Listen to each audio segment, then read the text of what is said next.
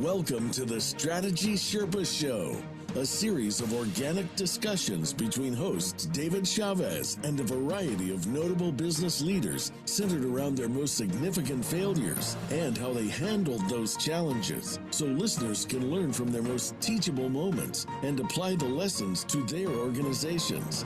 Now, here's your host, David Chavez. Hey everybody, this is David Chavez. This is the Strategy Sherpa Show, and we are welcoming Michelle May back. Dr. May, hello. Good morning. How are you?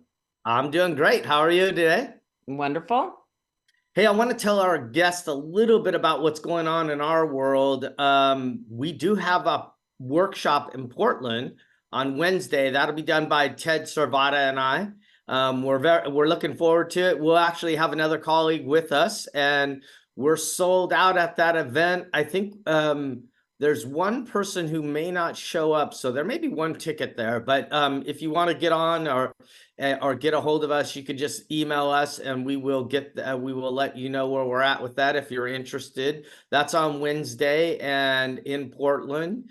And then we have a live webinar on Thursday, the 23rd.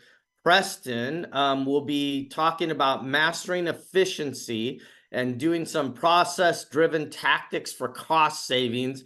And Preston is just masterful with this stuff. It's just amazing how he can take a process and really show where a lot of waste is at. And he's going to be teaching people how to do that on the 23rd. And then on June 13th, our great people coach, Lisa Jane Vargas, will be doing Mastering Time Management, Prioritization to Thrive. And, you know, if anybody's good at time management, and I know you know LJ, don't you, Dr. May? I sure do. She is like one of the most disciplined people I've ever met. And she is going to teach us some of her secrets of how she manages her time. And I'm probably going to listen to that because sometimes my time gets away from me a little bit.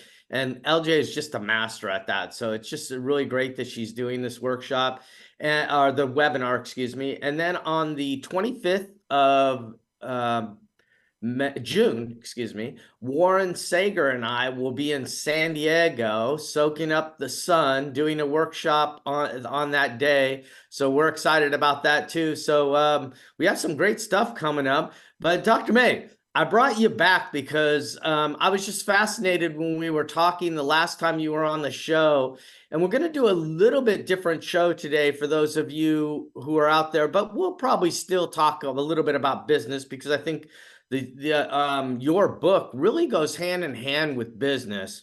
And why I say that is because I read a book probably about 25 years ago. It may have not been that long now. Maybe it's probably about 20 years ago. It's called The Power of Full Engagement. And it talked about executives staying healthy so their brain worked properly and how important that really was.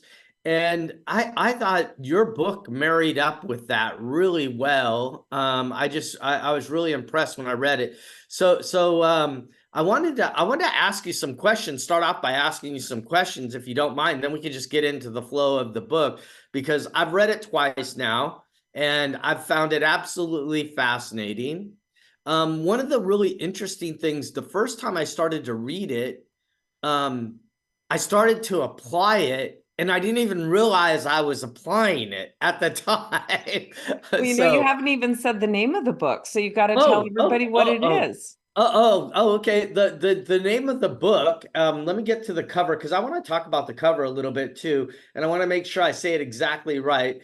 Eat what you love, love what you eat. And it's a mindful eating program to break your eat, repeat, repent, repeat cycle. And repent is a key word there.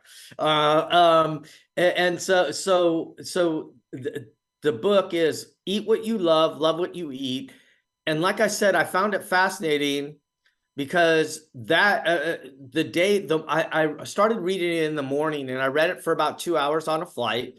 And then I got off and then I ended up at a pizza dinner with pizza being served. And normally I would have probably ate 3 or 4 slices.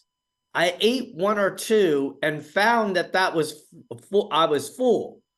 And I never really had, I don't think I've ever really had the consciousness the way I did that evening. And it was really fascinating to me because you talk about this a little bit in the book about when you're starting to eat, just pay attention to your stomach and what it's telling you. And all these receptors have been turned off due to our bad behavior with food. Well, I probably didn't say bad behavior with food because I'm I not a know big, that's my language. yeah, of course. Well, I love that it really you were able to implement it so easily. That's kind of the goal that I had for writing this book, is to be able to give people a simple process for re-engaging with their bodies as their guide. Because in our culture, diet culture, it's all about follow the rules, be good. Oh, you were bad, eat this, not that. And it's very much outside in. And if I could draw the parallel in business and leadership, really successful business leaders are inside out. They're not constantly, reacting to whatever shows up in the environment. They're mindfully responding to what needs to happen based on their intention. So that sounds a little woo-woo, but I think mindful eating is a really great metaphor for how to run a business in a way that doesn't keep you running on a treadmill all the time, trying to follow the rules and feeling exhausted at the end of the day. It's very simple. It's not easy, but it's very simple. Yeah, probably about it was probably a couple weeks ago. It was really funny because I was ordering Chinese food because I felt like I wanted some Chinese food. And my favorite is sweet and sour chicken, right? And we all know that that comes breaded and everything else. And I started thinking about it, and I wasn't really that hungry, but I knew I needed to eat something because I was in a hotel and I needed to get something. And so I ended up getting beef and broccoli instead, which was probably a little bit better choice in the grand scheme of things because calories were much different. Intake was much different. And I just found myself, and then I started laughing right after I had made the order because before I would have ordered the sweet and sour chicken. I would have been, oh yeah, I want that right now. And it just popped into my mind. Here goes this book again. I love that. I love that. And again, just to clarify for people listening, I never said don't eat sweet and sour chicken. Nope, you That's did not not. my job, is not to tell you what to eat. My Mhm. job is to help you learn how to make decisions for yourself about your eating. And so I love that you are doing that. You're just more conscious. You're conscious of how hungry you are, of how full you want to be, how you want to feel when you're done. And I hope you enjoyed your beef and broccoli as much as you would of the other. And maybe another time you'll be hungry for that instead. Well, I think that what you just said is how you feel after you eat. Mhm. I've really started paying attention to that. And oh my goodness, some of the things I eat sometimes, it just and these my language, not yours. It just makes you feel like crap the next Mm, morning. mm, Right? And there is no other way to say it because you wake up and you've noticed the difference. And I never really paid attention to that before. And I was going, man, this is just really interesting when you actually start to think about it. So I mm. spend a few moments every morning just sort of thinking about like what I ate yesterday evening, and then how do I feel right now waking up. And Yeah. I notice when I eat like sweet and sour chicken with wrapped in dough, I don't feel that great the next morning. Yeah, yeah. Eh, So that's one of the keys to mindful eating, is that and mindfulness in general, is that your body is constantly giving you information that helps you take care of it. So oftentimes, as you said, we're very disconnected from the information that our body is trying to give us. We're tired, we don't stop or rest, right? We keep going. We're thirsty, but we don't drink. We just, ignore that symptom until we have a headache and we're feeling exhausted. And then, okay, maybe we'll drink. We eat Yes. something that maybe society says is bad, but we feel like, oh, it's forbidden. I should get my chance here. It's Right. pizza. They brought it in. And there's nothing wrong with pizza. Maybe 4 slices is going to leave you feeling overly full and swollen and everything. So that feedback says, you know what, maybe 3 slices or even 2 slices would have been enough. Let me try Two. that tomorrow or the next time.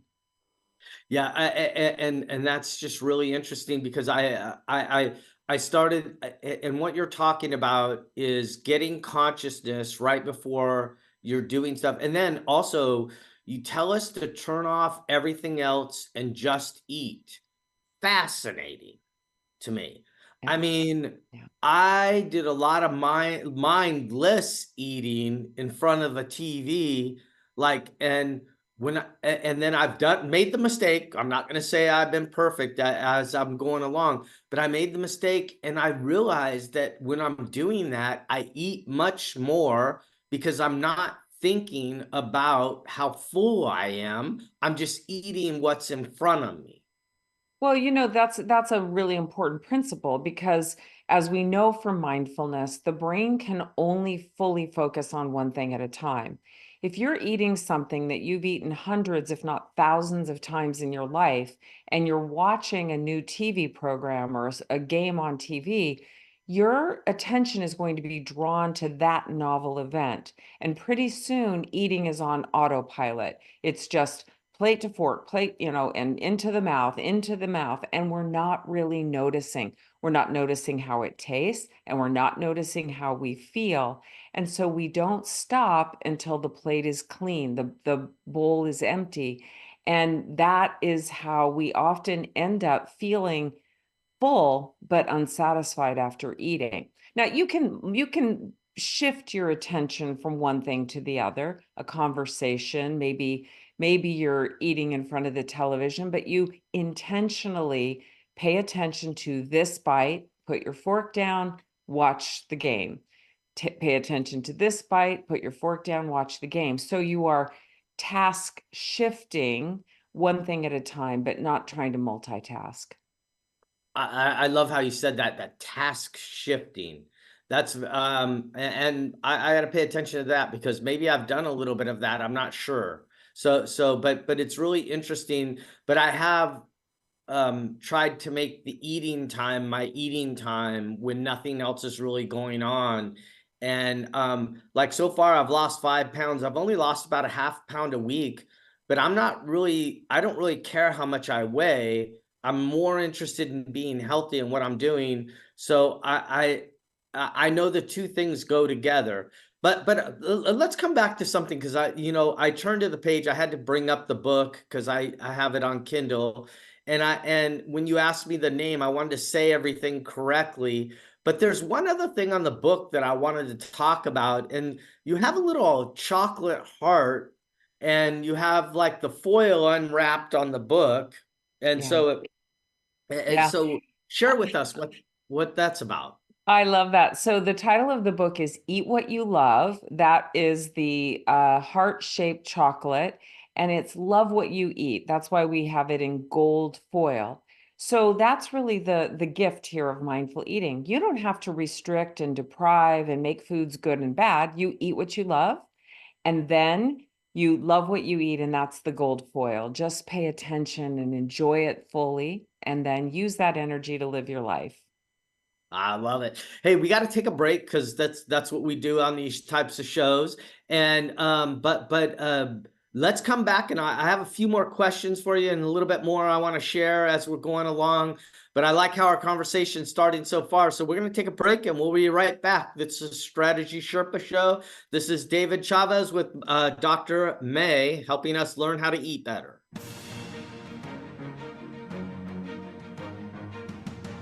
Welcome back to the Strategy Sherpa Show with David Chavez. Have a question for David or his guests? Join us on the show at 866-472-5790. That's 866-472-5790. Now, back to the show. All right, everybody, this is David Chavez, and I'm here with Dr. May, and she's talking about her book.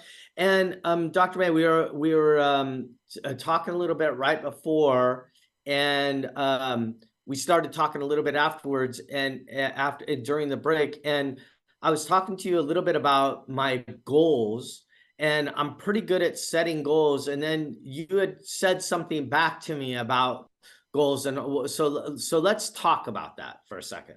Yeah, you were saying about being great at setting goals, and I really love mindful eating. I was also still am a great goal setter. I was always very goal oriented. That's, Mhm. how my business grew and developed it. However, what mindfulness taught me is that it's really as much about intention, so purpose. And so goals are outcome oriented. They're somewhere out there that I'm trying to reach that point. And then, of course, once you get to that point, you have to set a new goal, and it's this constant chase. Intentions are really process driven, and eating is process. So, diets are temporary because you're trying to get to a certain goal weight or a certain cholesterol number. And by definition, when you get there, then you just have to maintain it. And that's no fun. But mindful eating and mindfulness is intention driven, process driven. You're eating multiple times a day. So you are constantly in decision making mode in the present moment, which is what mindfulness is. It's all about the now. The present moment is ever changing. Your situation, your physical sensations, your desires, your feelings, the environment, all things are changing. And so by staying in the process, you can make better decisions for yourself. And that's why pizza is not off the list. That's why Chinese food is not off the list. It's simply an option that you're choosing at that time. Yeah, and I love how you said that. So, when we talk about goals, even in our firm with people and trying to teach them how to set them, one of the things I talk about often is willingness and desire to complete them. And if you don't have these two things, you're never going to realize what you're trying to realize. And I think what you're saying here is that there's not your intentions are what you're managing, because processes require thought, like I'm doing this. And what you're saying is, I want to get that intention every time I eat and get that process down so that I make sure my intentions stay true to what I'm trying to accomplish or trying to do for Well, myself. and let me be specific about eating. Yeah, My there you go. favorite intention when I eat is to feel better when I'm done than I did when I started. I want to feel better when I'm done than I did when I started. So Yep. that kind of sets up a whole bunch of decisions. So, for example, when I'm getting hungry, I start to feel low energy. I maybe feel distracted. I feel even a little irritable or hangry, depending on how hungry I am. That doesn't feel great. So then I choose food that I enjoy and is also nourishing, and I eat it in a way that brings me pleasure and stay in tune with my body so I don't eat so much that I'm uncomfortable when I'm done too. So I don't want to go from uncomfortably hungry to uncomfortably full. I want to enjoy the process of eating. So the simple intention of feeling better when I'm done than I did when I started changes everything about eating. Yeah, yeah. So you have a whole cycle that you talk about in the book, and I found the cycle pretty interesting, and I think we're talking about it a little bit right now. Do you want to share with everyone what the cycle is? Absolutely. So the cycle is called the mindful eating cycle. It's a Mhm. series of 6 decisions that we make mostly unconsciously until you learn mindful eating. There are 6 decisions you make every single time you eat. They are: why am I eating? When do I feel like eating? What do I eat? How do I eat it? How much do I eat? And where do I invest the energy that I've consumed?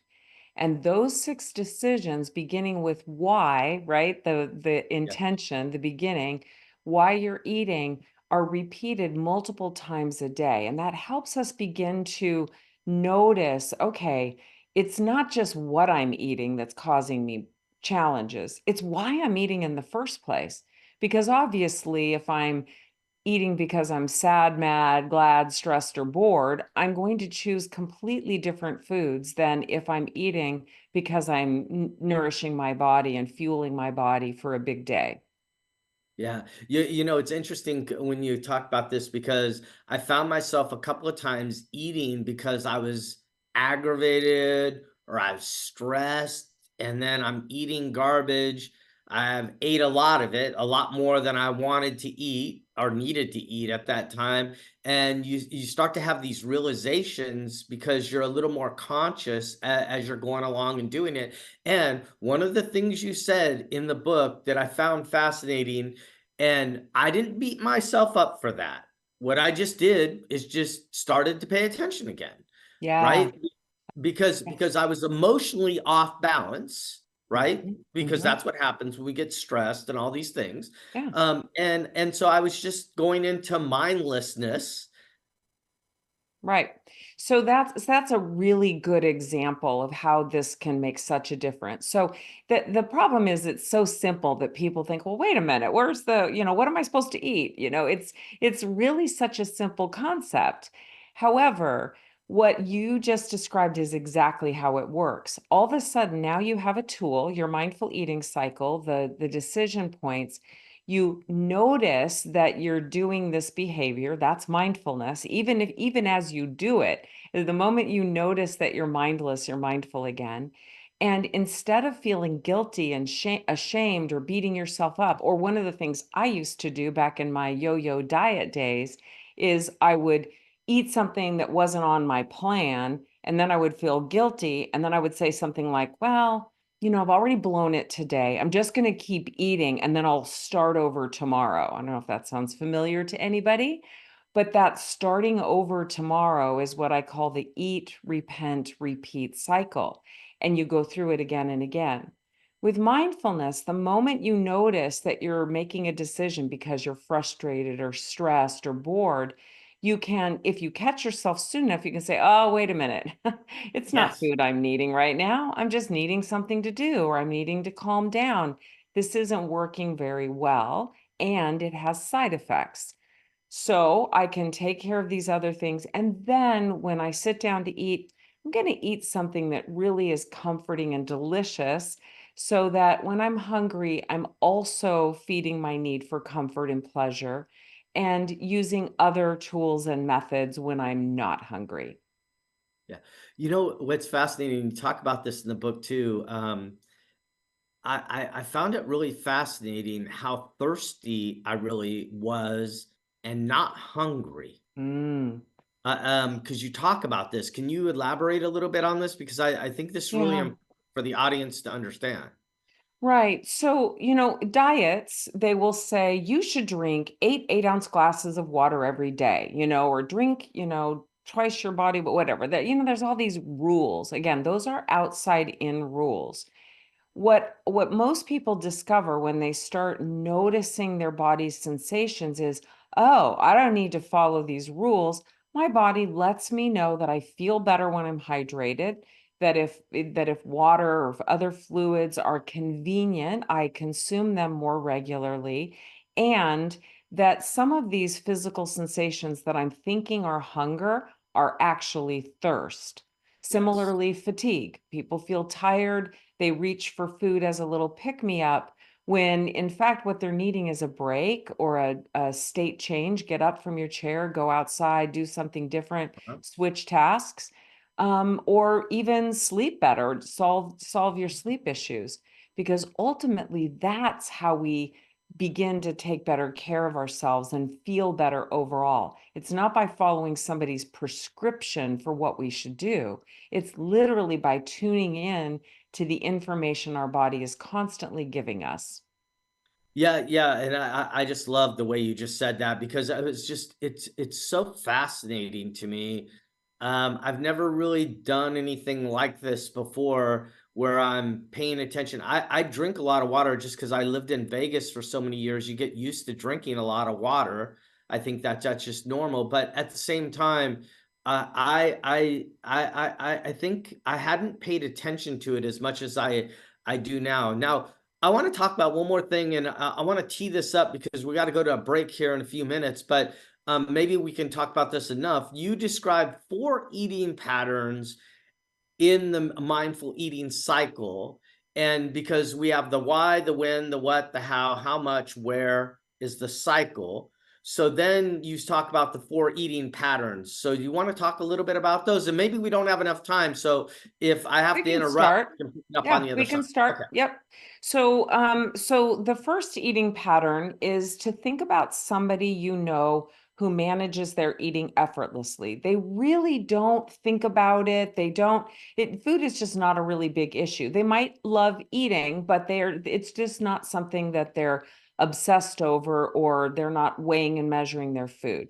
I call that instinctive eating. It's the way that every one of us was born. We knew when we were hungry, we stopped eating when we were full, we ate what we loved, and we didn't think about food while we were out playing and exploring and growing and learning. So that's instinctive eating. With Hold Yeah, on, because I want to talk about that a second. That's when we're a baby. You talk about this in the book and about spitting food out when people were trying to give you food, and I'm like sitting here going, "Oh my gosh, what baby doesn't do that?" right, right. And so if you think about it, that cycle is being driven by your needs for fuel. And we are born, as I said, our body is constantly giving us information. Babies are in tune to the fact that their body needs fuel. They cry, they want to be fed. They also cry when they're cold or bored or overstimulated. And so a caregiver can learn to tell the difference between those cries, and the baby will eat and then they'll stop when they're done. Their cycle is being driven by fuel. And so people who don't seem to struggle much are still in tune with that. And the good news after the break is that we can relearn how to eat according to our body's needs using the principles of mindful eating. Yes, yes. Everyone out there that's listening to this, I would tell you, this book is really fascinating. And Dr. May, I appreciate you coming on today and sharing some of your wisdom with us, and especially after I've read the book a few times, because it's really had an impact on me. We got to take a break really quick, and then we'll come back and talk about the other 3. But thank you very much so far. This is the Strategy Sherpa Show. This is David Chavez with Dr. Michelle May, and she's sharing some of her wisdom with us. We'll be right back.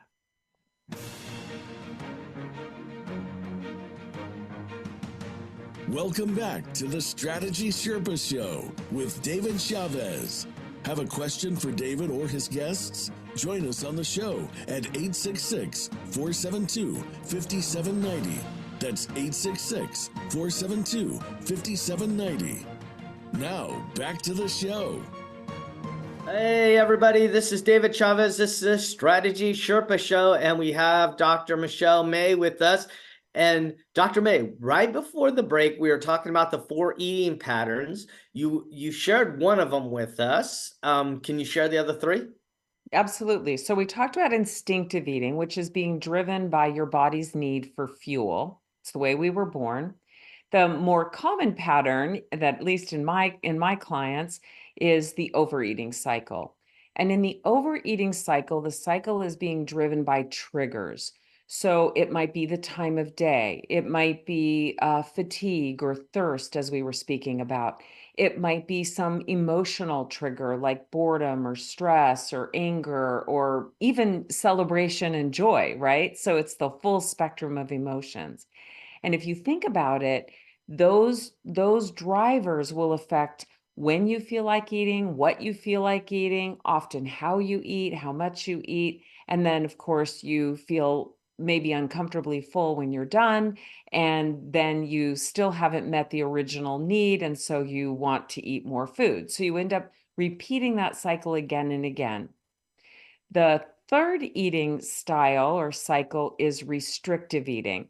And this is how diet culture, most people in our culture try to stop their overeating, is by setting a bunch of rules about why you're eating, when you're eating, what you're eating, etc. And so you're trying to follow rules to stop something that really isn't about lack of knowledge or lack of willpower. It's really because you're eating for reasons other than your body's needs. So that often is unsustainable. And so people end up in what we call, yes, the eat, repent, repeat cycle, which is yo-yo dieting. You know, you're on the diet, you're off the diet. You're being good, you're being bad. You're getting ready for the cruise, you're on the cruise. You're back from the cruise, right? Like it's just this constant cycle. So what we do is change the metaphor altogether from a yo-yo to a pendulum. So in a pendulum, there is a middle. With a yo-yo, there's not. You're on or off. And Right. so with a pendulum, your goal is to find a smaller arc between the extremes of being good and being bad so that you are no longer trying to stay in control, but you are deciding you're going to be in charge. You're making conscious decisions. And you know, this again, I know we both are business people, so when I think about trying to run a business by trying to control everything or control all the factors, external factors, you're just frustrated most of the time versus being in charge, which is you're flexible, you're aware, you are responding to changing circumstances as they show up, you know what your intention is, you are able to guide your business according to those factors rather than trying to be in control or feeling out of control over what's happening. It's true for food Oh, too. yeah, I love how you just said that. And I would say that that is exactly what business owners go through.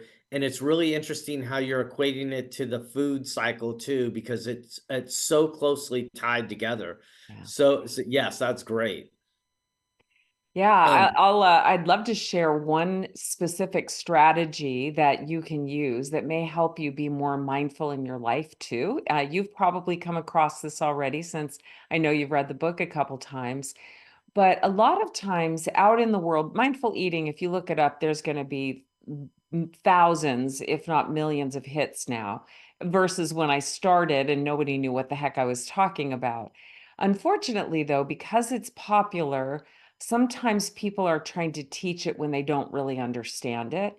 And they, again, turn it into a bunch of diet rules like chew every bite 32 times, or you have to eat in silence, or they will imply that you have to be mindful about what you're eating. Don't eat this. That's bad. Be mindful not to eat sugar or whatever. That's not what this is.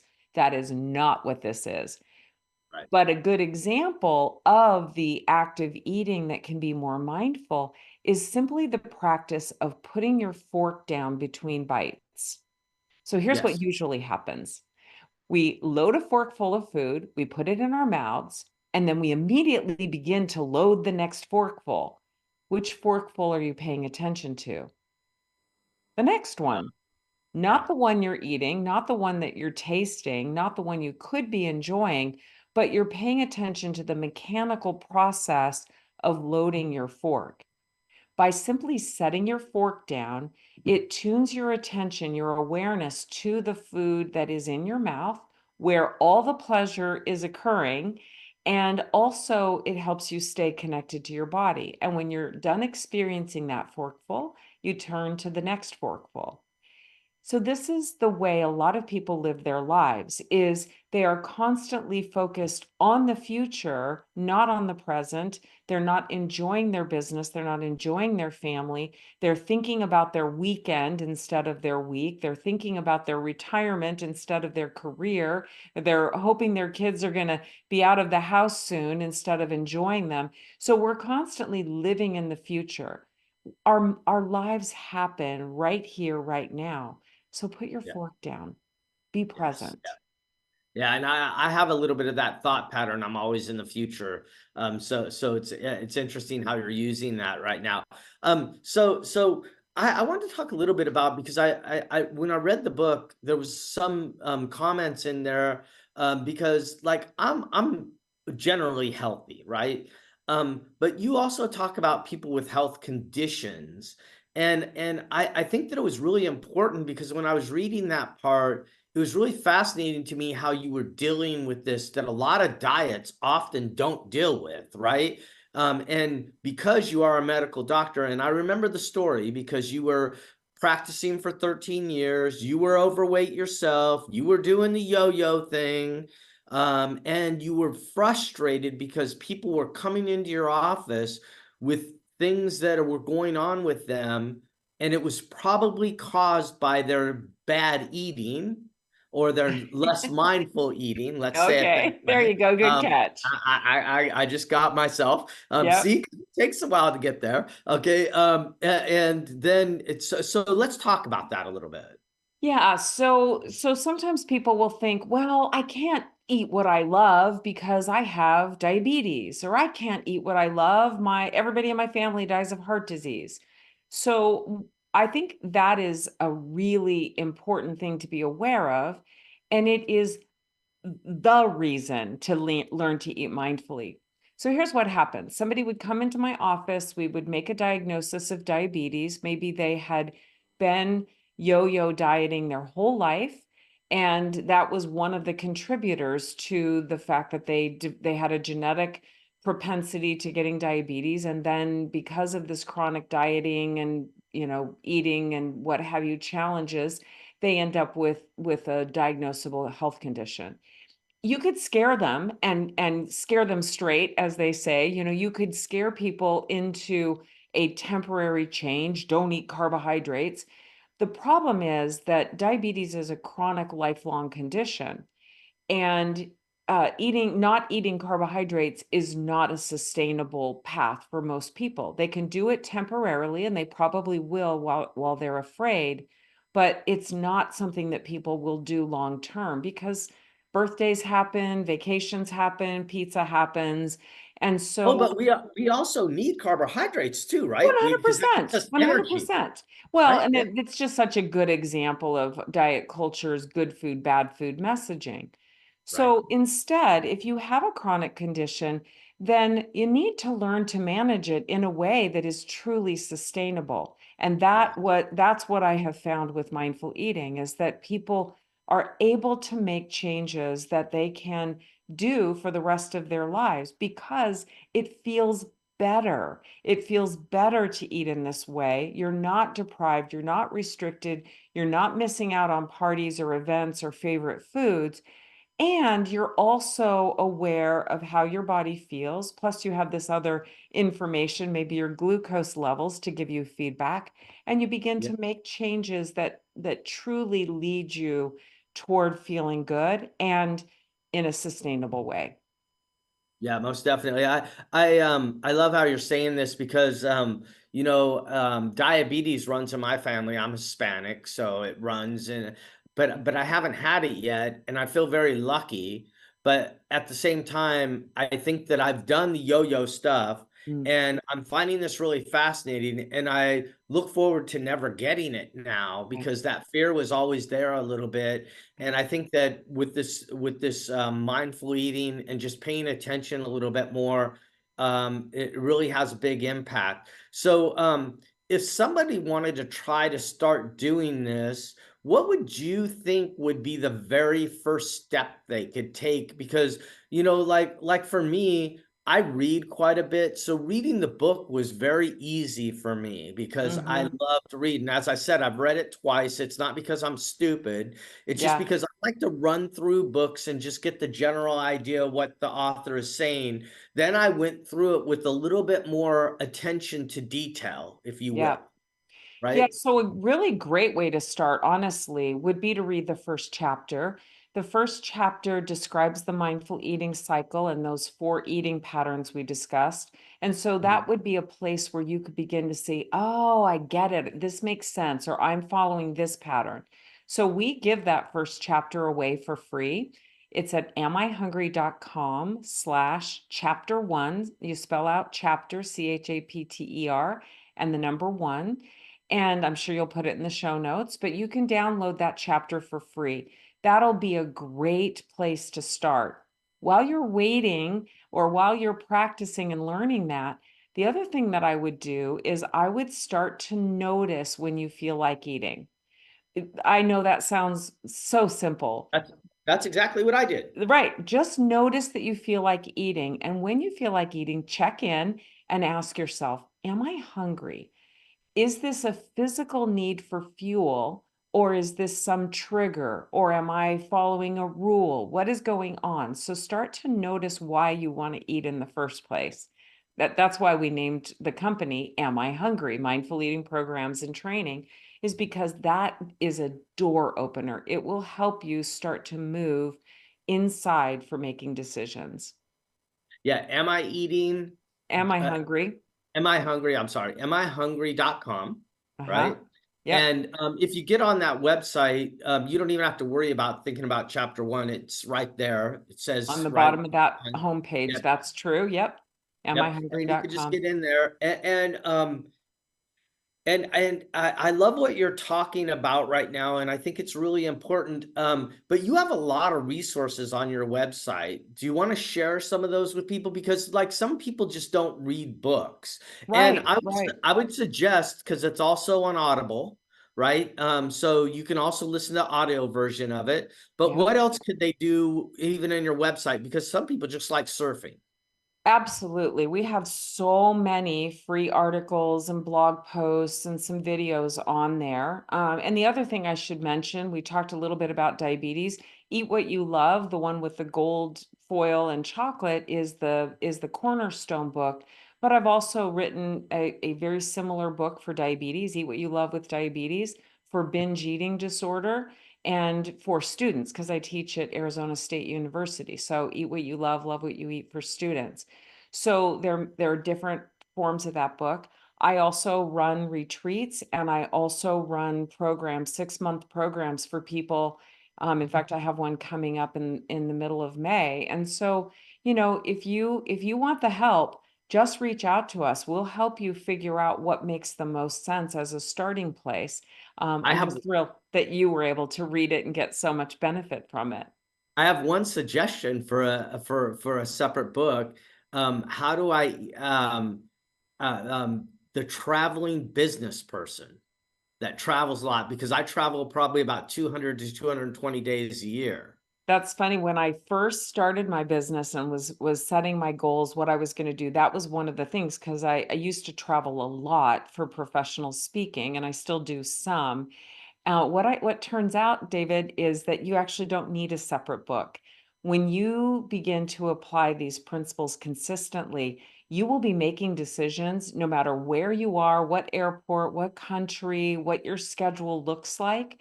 And all of a sudden, these principles apply everywhere. I have a couple articles on my website about mindful eating on vacations. And so, there's some maybe little tweaks or mindset things that need to happen, but really mindful eating is transferable to any situation. And that's one of the reasons I love it. It's one of the reasons it's so much more effective than dieting, which is, oh, I'm on vacation or I'm business travel. I can't eat, I can't follow my diet anymore. Yeah, I'm in Orange County, California today, and last evening I was flying here. And when I was flying here, I was hungry. And so when I landed, I was thinking, boy, I really want a hamburger. And I was like asking myself, well, why do you want a hamburger? And because here we go again. This mindfulness stuff it helps you really think about things. And what I realized is I hadn't ate a lot of protein. Mm. And so I love sushi. So I got online before I even landed, found the sushi restaurant close to my hotel. As soon as I got off the plane, I just called, ordered, and on my way to the hotel, I just stopped and picked it up.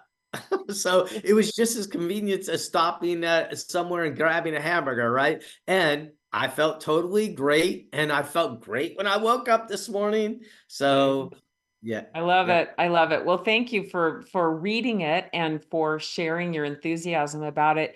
And mostly remember that this is a process. So your awareness, every change begins with awareness. So you have a lot of awareness, and sometimes that can be uncomfortable because you're more aware of all the challenges you've got than you have solutions yet. But it unfolds and it gets, unlike dieting, which gets harder and harder to follow, this gets easier and easier. The more you practice it, the more natural it becomes. Oh, almost instinctive, like Yes. when you were born, where you're just in tune with these things and you begin to become more in tune with your body and the information, even when you're running a business or, having a conversation or being in relationship with others, even exercise. Yeah. Yeah. Well, I just wanted to tell you thank you. I am not perfect at it yet. And you even talk about this in the book. You're not looking for perfection. So I'll probably never be perfect at it. But I'm a lot more conscious than I was. And I really appreciate you sharing the book with me the last time you were on. And I wanted to share it with the executives. We went a little bit over time. So I appreciate you staying on a little bit longer and sharing some more of your wisdom with us. And Dr. May, how do people get a hold of you or find you just to make sure that they know how to do that? So on social media, I'm Michelle May, MD, with two L's in Michelle.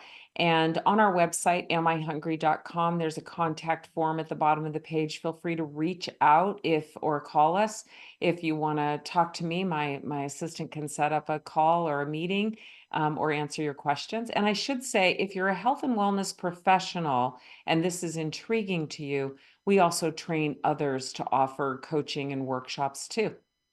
Yeah, I love that. And thank you for making such an impact on the world with your work, especially for those of us who've been on the yo-yo and are trying to really get to the pendulum. So, Absolutely. Thank you all for right. Well, having thank you me. very much. And we appreciate you being here. Thanks so much. Take care. Hey, this is David Chavez. This is the Strategy Sherpa Show, and we'll be right back after this messages.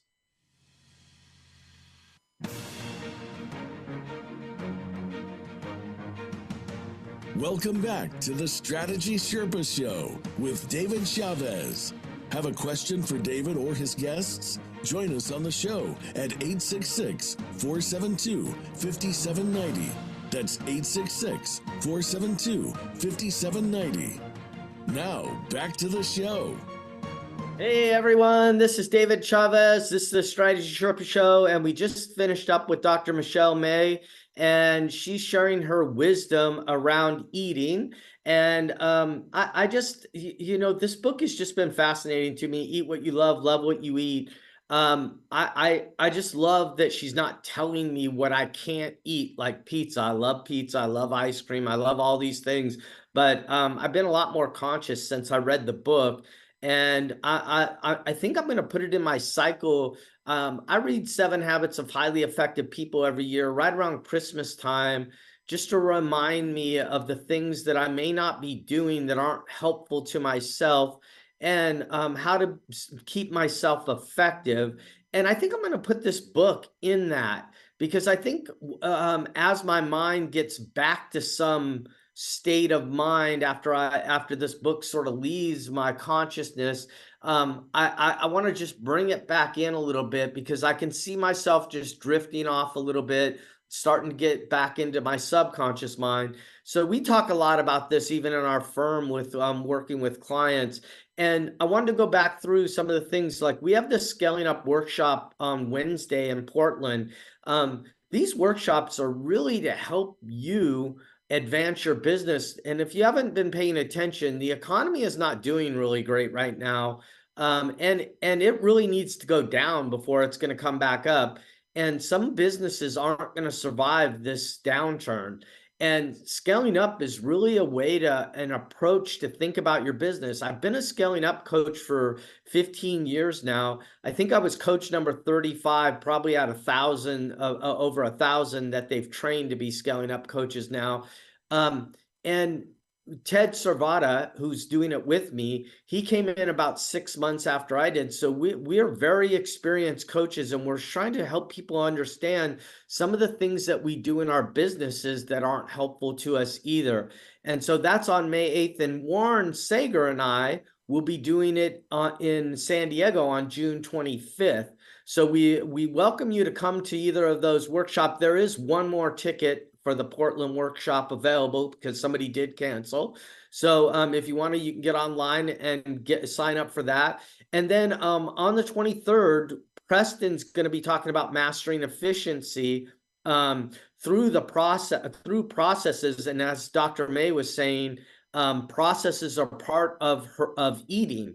So if you really want to learn a little bit about processes, you could take a look at Preston's webinar. It's Mastering Efficiency, and you can find all this on assuredstrategy.com. Just click on events up there at the top, and you can register right there. And then Lisa Jane Vargas, who introduced me to Dr. May, is going to be doing a webinar on June 13th in Mastering Time Management and to Prioritize and Thrive. And I'll tell you, LJ is just a master at this, and she is so disciplined in her behavior, and she set up systems for herself to make sure she does the things that she wants to do, and she has time to relax and enjoy her life. And she's really done that through structuring her other time. So her work time is very structured, and then that way she can go and enjoy her life and do the things that she wants to do. And then, like I said, on June 25th, we have the Scaling Up workshop in San Diego. And I don't know if you've been in San Diego in June, but it is a fantastic time to be there. So come and join us. We'll be in San Diego down near the beach, and we'd love to have you there. This is the Strategy Sherpa Show, and we really appreciate you coming and listening.